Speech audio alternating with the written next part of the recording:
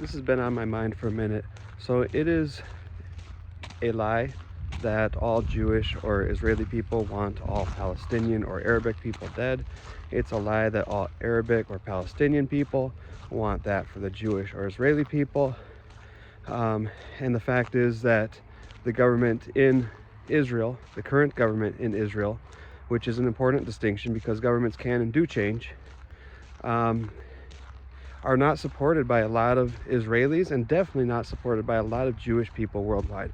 So when we're in this situation where it is both factually true that tens of thousands of innocent Palestinian people, including primarily women and children, have been murdered in Palestine by the current Israeli government or current Israeli administration, or we could just say Netanyahu's government. And it's simultaneously true that anti-Semitism is on the rise. The open anger and hatred towards all Jewish people, which is what actual anti-Semitism is. It's not disagreement with the actions of the Israeli government, the current Israeli government. That's what actual anti-Semitism is, and it is on the rise. It is becoming more visible. Of course, a lot of things are becoming more visible as there's less and less censorship on platforms like Facebook, and in reality, Islamophobia is becoming more visible too. Whether either of those things is actually on the rise, I guess, is unknown, but they're definitely becoming more visible. And I think it's really ugly to be, racist against any race, culture, group of people.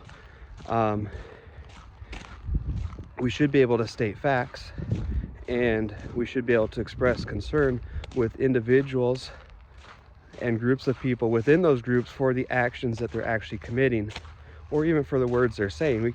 We have freedom of speech, but we can still have an opinion about the words that other people say. We can still say that they're harmful or bad.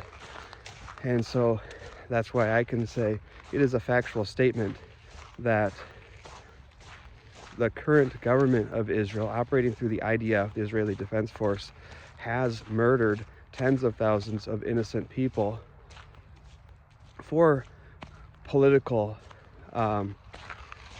advancement, right? For advancement of their political ideals and political goals, rather than because those people that they murdered were actually a threat to the nation of Israel or to Israeli or Jewish people. That's factually true. We need to be able to say it. It's factually true that there are some on the other side, amongst Hamas or others, who have launched attacks on Israel, on Jewish people. It's also factually true that many people on both sides of that, do not agree with, support, take part in those actions, and many are actively working for peace. And it's really sad that the language we use would get in the way of that peace. I mean, the biggest thing that needs to happen for peace is for people to stop killing each other. But the language we use can either help or hinder that effort. And so rather than lumping everybody in and saying, Israel kills this many people, and that many people did die. Those I'm not arguing the facts, the numbers, the statistics, and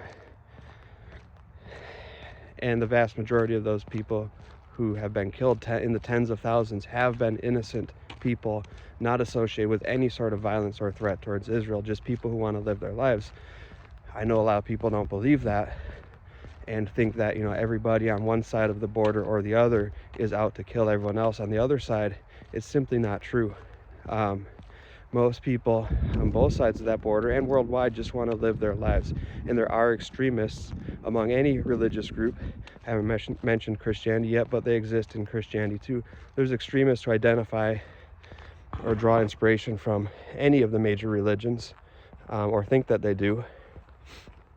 And they should be called out, and we don't need to protect anybody, whether they're Jewish, Muslim, Christian, or other.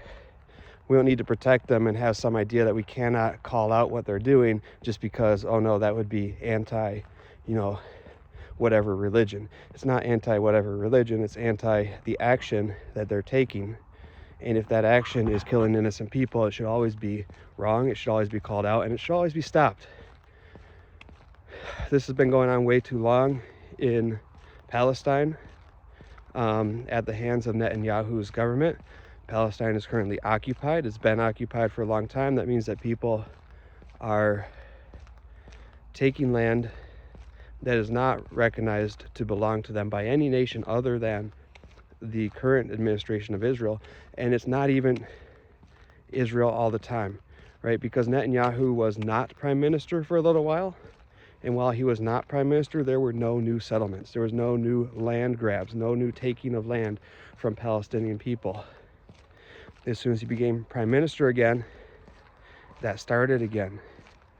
And guess what? I've really struggled with this because, back when I was in high school 18 years ago, and I, for the first time, met someone from Palestine and became friends with someone from Palestine and learned that, she has family members and friends who have literally been killed in Palestine, although they were not involved in any sort of violence or intention of violence or harboring of people who are violent or anything.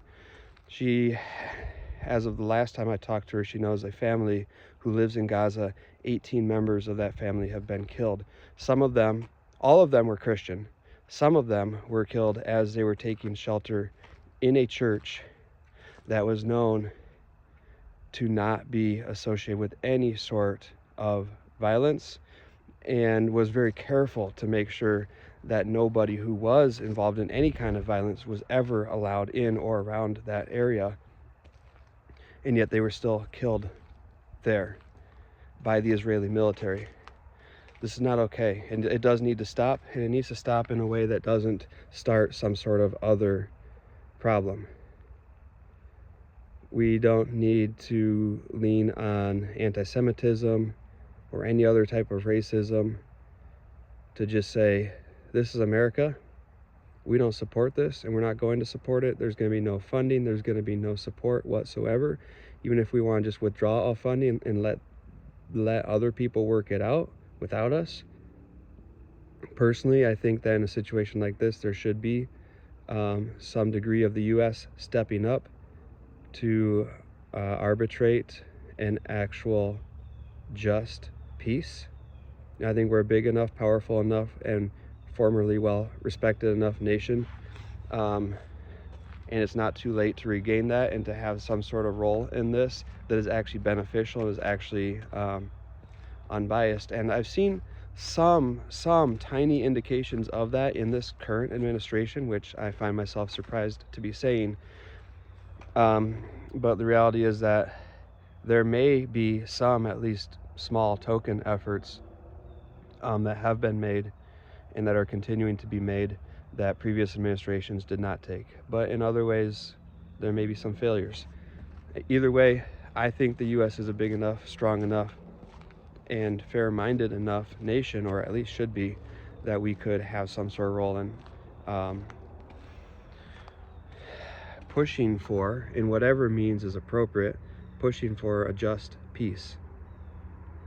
And that doesn't mean saying anything bad about any group of people. It just means saying, hey, here's what's up, this is how it's going to be, and this is what we expect. However, I understand a lot of people would rather be completely hands off of conflicts in other parts of the world, and I completely understand that perspective. I think it's a good perspective as long as we're consistent with it. In other words, not going into wars when we can grab oil in the process or grab some other resource in the process, not having false pretenses for going into a conflict with some nation, but actually legitimately saying we're hands off when it comes to conflicts worldwide. We're not going to start them, we're not going to end them, we're not going to get in the middle of them. I'm kind of okay with either way of going about it. There are international, courts, and there are international agencies and organizations that can be the ones to be involved. It doesn't have to be the U.S. every single time in everything. So I'm good either way, as long as it's consistent and as long as it upholds the basic values, the basic human values that this country was founded on, which is freedom and respect and the pursuit of happiness for all people. Equality, justice, liberty for all. And there's no excuse to try to find some sort of loophole around that. It's a beautiful, great founding set of principles that our country was founded on, should still be operating with, and there's no reason to try to work around them and make an exception for any group of people. It should be consistent, and we should not try to get away from those things because they're good things. Our founding fathers may not have gotten every single thing right, but they got the big picture. They got the big picture right. And we should be grateful for that, not trying to find some sort of way around it for, our personal vendettas or feelings or incongruencies. So anyways, thanks for watching, and I'll catch you later.